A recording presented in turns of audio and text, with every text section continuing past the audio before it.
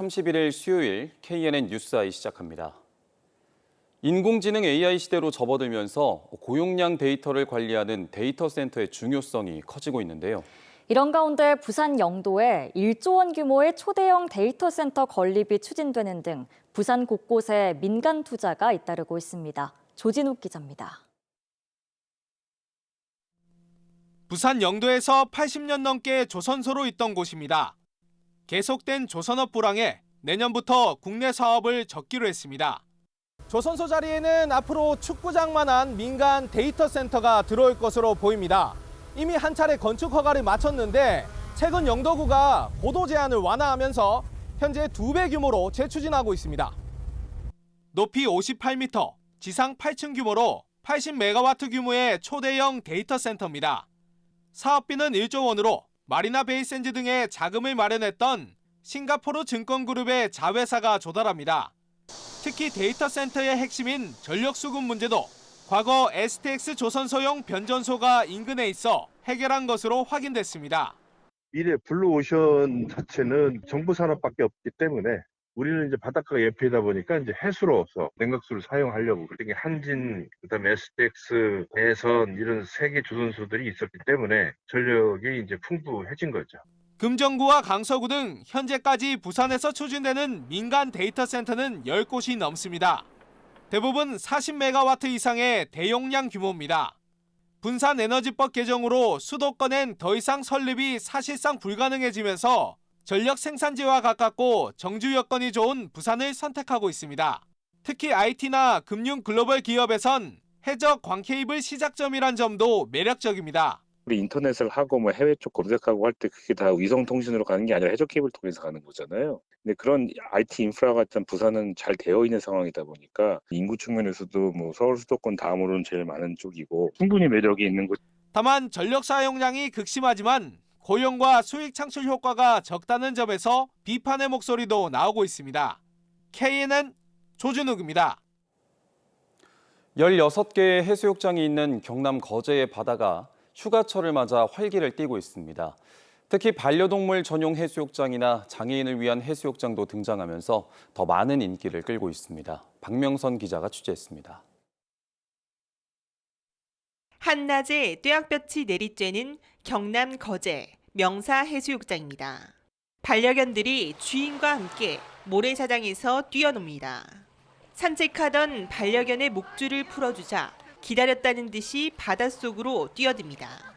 반려견도 튜브에 몸을 싣고 패들보드와 나란히 수영을 즐깁니다. 개들이 놀 수 있는 곳이 잘 없어요. 근데 여기에 이제 처음으로 개들하고 놀 수 있는 데가 있어서 개들도 원 없이 뛰고 되게 좋아요. 이 해수욕장은 4,200여 제곱미터 면적에서 반려견과 물놀이를 즐길 수 있는 일명 댕수욕장입니다. 댕수욕장은 강아지를 부르는 신조어 댕댕이와 해수욕장을 더한 이름으로 지난해부터 전국 최초로 운영 중입니다. 너무 좋아요. 기분이 힐링된다고 하죠. 집이 옆이었으면 좋겠어요. 여기 옆이었으면 좋겠어요. 댕수욕장 인근에는 반려동물을 동반할 수 있는 펜션도 늘어나고 있습니다. 지난해부터 댕수욕장을 운영한 이곳 경남 거제 명사해수욕장은 입소문 덕분에 방문객이 12% 이상 급증했습니다. 또 경남 거제 와현 모래숲 해변은 올해부터 장애인 전용 해수욕장을 운영합니다. 장애인들이 바다에 들어갈 수 있는 특수 제작 휠체어도 도입됐습니다. 난생 처음으로 사실 바닷물에 들어갔습니다. 제가 66년생인데 우리나라 좀 만 58세죠. 처음 들어가는 부분에서 저도 감회가 새롭네. 기분은 굉장히 좋습니다. 지난해 경남 지역 해수욕장을 찾은 관광객 60만 명 가운데 경남 거제에만 35만 6천여 명이 넘는 방문객들이 다녀갔습니다. 거제시는 특색 있는 해수욕장을 앞으로 더욱 확대할 계획입니다. 내년에 맨발 걷기 해수욕장을 조성하여서 세족시설과 신발장 등을 설치하고 지역경제 활성화와 해양 레저 관광 활성화를 위해 노력하도록 하겠습니다. 경남 거제 지역의 해수욕장 16곳은 다음 달 18일까지 운영됩니다. KNN 박명선입니다. 조선통신사는 조선시대 한일 평화교류의 상징입니다. 20년 전부턴 한일 민간 문화 교류의 중요한 매개체가 되고 있는데요. 복원된 조선통신사선이 260년 만에 일본 본토를 찾습니다. 김건영 기자입니다.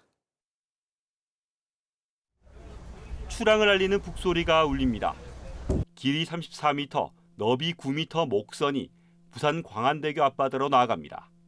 지난 2018년 복원된 149톤 규모 조선통신사선입니다. 뱃머리가 향하는 곳은 바다 건너 일본입니다.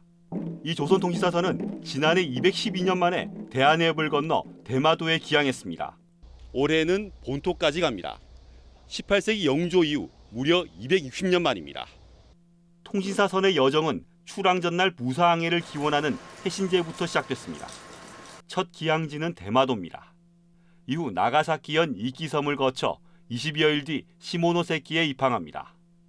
한 달 뒤 부산으로 다시 돌아오기까지 직선거리 기준 왕복 572km에 달합니다. 외형은 고증을 거쳐서 완벽하게 과거와 똑같게 만들고 안에다가는 이제 엔진을 달고 승객을 태우고 운항을 해도 문제가 없도록 그렇게 만들어졌습니다. 일본에선 기항지마다 이틀씩에 거쳐 성대하고 다채로운 행사가 열립니다. 통신사 행렬 재현 퍼레이드와 문화교류 공연 등이 현지 축제들과 함께 펼쳐집니다. 특히 올해는 부산과 시모노세키가 조선통신사 교류 사업을 시작한 지 20주년이라 의미를 더합니다. 그 조선시대로부터 이어온 그런 그 선조들의 그 정신과 또 우리 현대에 이어지는 이런 시민 간의 교류를 상당히 기대하고 또 즐길 것이라고 생각을 합니다. 내년이면 한일 국교 정상화 60주년을 맞습니다. 과거 최종 기항지였던 오사카에 이르는 조선통신사의 옛 해로를 완전히 재현한다는 게 부산문화재단의 계획입니다. KNN 김원영입니다. 진주대첩의 역사성을 알리고 역사문화 관광 활성화를 위해 추진된 진주대첩 광장이 17년 만인 다음 달 준공되는데요. 진주성 바로 옆에 공원이 조성되면서 진주의 새로운 랜드마크로 자리 잡을 전망입니다. 이 소식은 최한솔 기자가 취재했습니다. 진주성 옆으로 부지조성공사가 한창입니다. 진주시가 진주대첩의 역사성을 알리기 위해 2007년부터 추진했던 진주대첩 광장입니다. 사업비 940억 원, 19,800여 제곱미터의 조성공사가 다음 달 말 준공을 앞두고 있습니다. 부지 보상과 철거에만 약 10년이 걸렸고 문화재 발굴도 진행되면서 17년이 걸렸습니다. 부지에서 나온 통인신라시대 배수로와 조선시대 성곽은 재현되거나 원형 보정됩니다. 진주시는 진주대첩 승전연도인 1592년을 기념하며 바닥에 1592개의 문구를 새깁니다. 고지도를 저희가 수집을 해서 그 기록들을 조금 분석을 했습니다. 그리고 그런 것들을 역사적으로 아주 자연스럽게 드러날 수 있게 또 전시 홍보관, 카페 등과 400석 규모의 스탠드석이 들어서고 150명 규모의 지하 주차장이 생깁니다. 이곳 진주대첩 광장이 시민들에게 개방되면 제 뒤로 보이는 진주성 촉성루와 이 앞에 흐르는 남강이 함께 어우러지면서 온도심 상권 부활에도 기대가 모아지고 있습니다. 우리 지역을 찾는 관광객과 시민들이 편리하게 이용할 수 있고 또한 진주성과 연계한 공원으로서 활용도가 높을 것으로 기대하고 있습니다. 진주대첩 광장은 진주 유등축제의 중심지로도 활용되면서 진주의 새로운 랜드마크로 자리 잡을 전망입니다. KNN 최한솔입니다. 폭염특보가 10일째 내려지고 있는 부산에서 열사병으로 추정되는 사망자가 올해 처음 나왔습니다. 경찰에 따르면 어제 오후 3시쯤 부산 연제구의 한 메디컬 센터 신축 공사 현장에서 60대 작업자 A씨가 열사병 증상으로 쓰러져 숨졌습니다. A씨가 쓰러졌을 당시 체온은 40도에 육박한 걸로 알려졌으며 경찰과 부산고용노동청은 건설업체를 상대로 중대재해처벌 위반 혐의 등을 수사하고 있습니다. 윤석열 대통령이 비공개 방문한 행사장과 미국 항공모함을 드론으로 불법 촬영한 중국인 유학생 3명이 적발됐다는 KNN 단독 보도 뒤 주한 중국 대사관이 공식 입장을 내놨습니다. 중국 대사관은 SNS 공지문을 통해 한국은 드론에 대해 통제구역 등에 대한 명확한 요구사항이 있을 뿐만 아니라 드론 구역 등도 구체적으로 규정한다며 한국에 거주하는 중국인들은 법과 규정을 엄격히 준수해야 하고 특히 드론을 사용해 민감한 장소와 인물을 촬영해서는 안 된다고 밝혔습니다. 부산시가 정부에 5천억 원대 방사능 폐기물 연구시설 유치에 결국 신청도 안 한 걸로 확인됐습니다. 부산시는 정부가 건립하는 고준위 방사성 폐기물 연구시설이 고리원전과 연계한 원전 해체 산업 기술을 선점할 수 있는 시설인데도 유치에 소극적이라는 KNN 단독 보도 뒤 유치 의향서 접수를 검토했지만 사전에 부지에 대한 검토나 주민과의 소통이 부족했던 상태라 유치 신청을 할 수 없었다고 밝혔습니다. 오는 3일부터 일주일 동안 마산 어시장과 마산 수산시장, 통영 북신 전통시장, 거제 고현시장에서 국내산 수산물을 사면 최대 30%를 온누리 상품권으로 환급받습니다. 환급액은 국내산 수산물 구매 금액이 6만 7천 원 이상은 2만 원, 3만 4천 원에서 6만 7천 원은 만 원이며 행사 기간 동안 한 명당 최대 2만 원까지 환급됩니다. KNN 7월 시청자위원회가 오늘 열렸습니다. 시청자위원들은 중국인 유학생들의 대통령 방문일, 미 항공모함과 군사시설 불법 드론 촬영 단독 보도가 돋보였다며 안보의식을 강화할 수 있는 연속 보도를 주문했습니다. 또 부산이 해양도시인 만큼 바다의 중요성을 강조하고 해양 수산 분야를 키우고 살릴 수 있는 보도와 제작에 더 힘써줄 것도 당부했습니다.